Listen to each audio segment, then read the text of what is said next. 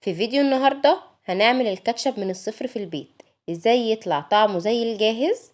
والنهاردة هنعمله احنا من الصفر، يعني مش من معجون الطماطم، من الطماطم الفريش نفسها. وهوريكم ازاي نحول الطماطم الفريش لكاتشب طعمه حلو جدا زي اللي بيتباع جاهز بالظبط. وطبعا تقدروا انتم تعدلوا عليه، يعني تعملوه سبايسي، تحطوا له الاضافات اللي انتم عاوزينها. يعني من الاخر تعملوا انتم نسخة الكاتشب اللي على مزاجكم، وكمان بمقادير بسيطة جدا وموجودة في كل بيت هتعملي احلى كاتشب. وقبل ما نبدأ الوصفة ياريت ما تنسوش اللايك، وكمان لو انتم جداد على القناة انزل حالا تحت الفيديو واضغط على زر اشتراك او سبسكرايب، وفعل زر الجرس عشان يوصلك كل جديد. يلا بينا نشوف المقادير اللي هنستخدمها في الوصفة بتاعتنا النهاردة. معانا 1.5 كيلو من الطماطم، نص كوباية من الخل، نص كوباية من السكر، معلقة من النشا،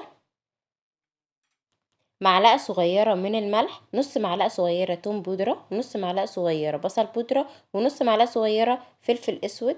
ومعانا كمان عود واحد من القرنفل، ومعلقتين كبار من صلصة الطماطم.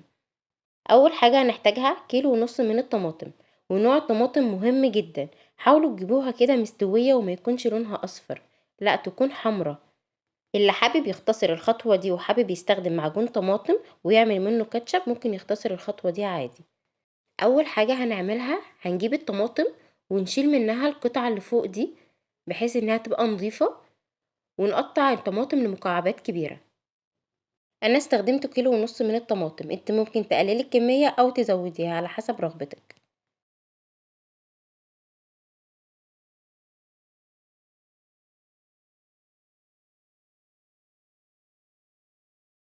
وبعد ما قطعت كل الكمية هبدأ احطهم في حلة واحطهم على النار بدون اي اضافات. انا ما حطيتش فيها مية ولا اي حاجة، يدوب بس الطماطم حطيتها في الحلة، وده شكلها.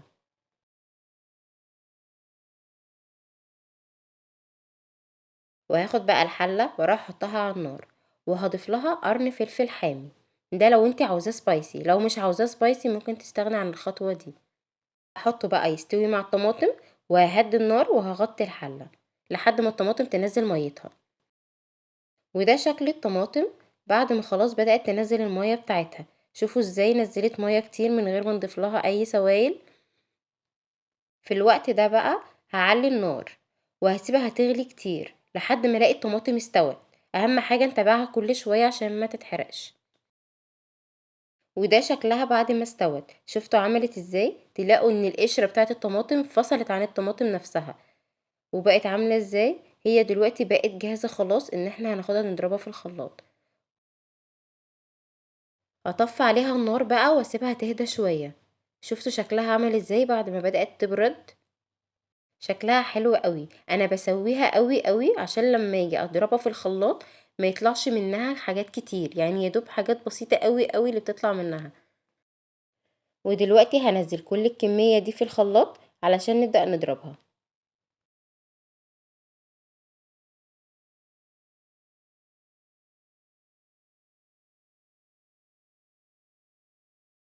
يلا دلوقتي بقى هنشغل الخلاط ونضربها كويس جدا، اطول فترة ممكن تضربي فيها. هتلاقي الخليط معاكي تقيل شوية مش مشكلة، بس اهم حاجة تبقى ناعمة قوي قوي. شوفوا ازاي الخلاط شغال ومش باين ان الخليط بيتحرك ابدا، لان فعلا القوام تقيل جدا. وده شكل الخليط بعد ما خلاص ضربناه في الخلاط. شوفوا عامل ازاي. متهيألي هو مش محتاج تصفية لان هو اتضرب كويس جدا، مفيش فيه اي حاجة خشنة، كله ناعم جدا. بجد شكله حلو قوي. ودي اهم خطوة علشان خاطر الكاتشب بتاعنا يبقى ناعم كده وحلو. هنجيب مصفى ضيقة وننزل فيها الخليط بتاعنا اللي هي الطماطم، ونبدأ نعصرها واحدة واحدة زي ما انتم شايفين كده. الخطوة دي مهمة جدا، حاولي ما تنزليش فيها اي بذرة او اي قشرة. لازم كل الحاجات دي تبقى بره، ما تدخلش جوه الخليط ابدا. وهتشوفي الوقت النتيجة عاملة ازاي. شوفي اصلا كمية القشر والبذر اللي طالعة قليلة ازاي، لان احنا سويناها قوي وضربناها قوي قوي في الخلاط. ودي نتيجة الطماطم بعد ما سلقناها وصفيناها. شفتوا لما صفيناها في مصفى ضيقة القوام طلع حلو ازاي، قوام ناعم جدا وحلو قوي قوي وتقيل. كل المقادير هسيبها لكم بالتفصيل في صندوق الوصف.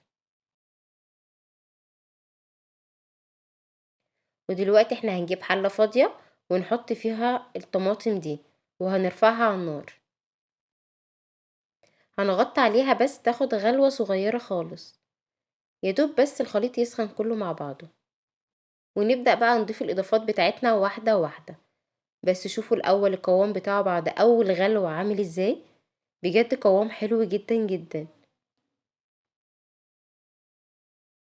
أول حاجة هنضيفها اللي هي المعلقتين الكبار صلصة الطماطم، علشان بس نعزز اللون الأحمر شوية. ولو حسيتي ان اللون الأحمر بتاعك مش قوي قوي ممكن تضيفي معلقة صغيرة من البابريكا المدخنة. ودلوقتي هنضيف المعلقة الصغيرة من الملح، ونص معلقة صغيرة من الثوم البودرة والبصل البودرة والفلفل الأسود. ونقلب كل المكونات دي مع بعضها تقليبة صغيرة. يلا انزل حالا تحت الفيديو واضغط على زر اشتراك او سبسكرايب عشان يوصلك كل جديد. ودلوقتي هنضيف عود واحد بس من القرنفل.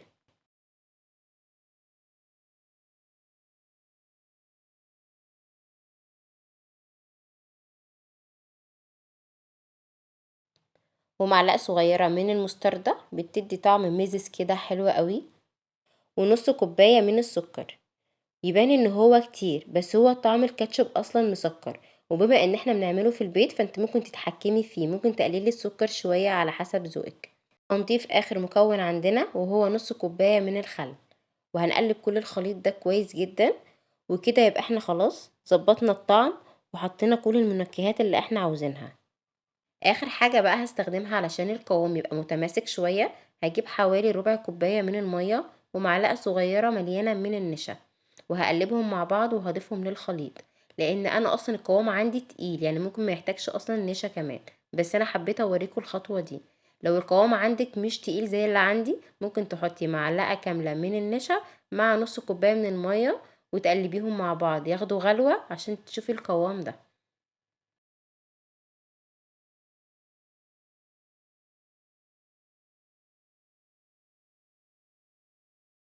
عشان تعرفوا ازاي وصلتوا للقوام المظبوط هنجيب طبق ونحط عليه شوية صغيرين من الكاتشب. لو لقينا فيه مية نزلت منه مية سايلة كده يبقى ده معناه انه لسه محتاج غليان كمان. لو حطيناها ولقينا مفيش سوائل بقى قوامه كله متماسك زي ما انتي شايفة كده بالظبط، يبقى انا كده وصلت للقوام المظبوط اللي هو مفيش فيه سوائل ابدا. كده تقدري تخزنيه في الفريزر او تحطيه في التلاجة فترة طويلة من غير ما يبوظ منك، وكمان مش هيفصل معاكي ابدا. شفتي ازاي؟ كده احنا وصلنا للنتيجة النهائية للكاتشب. تقدروا بقى تدوقوه وتشوفوه محتاج ملح او سكر او حبة خل على حسب ذوقك. مادام انت عاملاه في البيت تقدري تتحكمي فيه براحتك.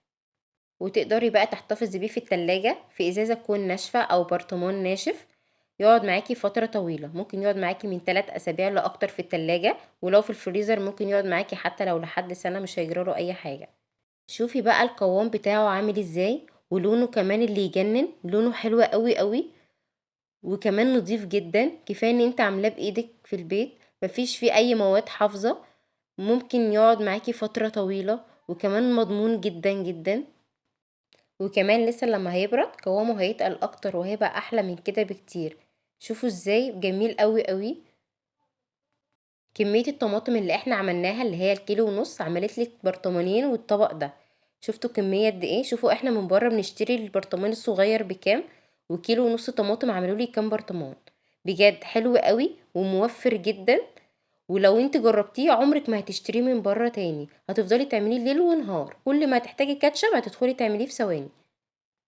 الكاتشب اصلا من الحاجات اللي بنشتريها طول الوقت وبنصرف عليها فلوس كتير. شوفي احنا عملناها بمقادير بسيطة وموجودة في البيت وما خدش مننا وقت ابدا، وبجد جودة عالية جدا. يعني شوفي الكاتشب ازاي مش سايح كده وبيقع من على البطاطس، لا ده متماسك جدا وحلو قوي قوي. وبكده تكون وصفتنا النهاردة خلصت. اتمنى من كل قلب انها تكون عجبتكم. يلا دوس لايك وشير وهستنى رأيكم في الكومنتات.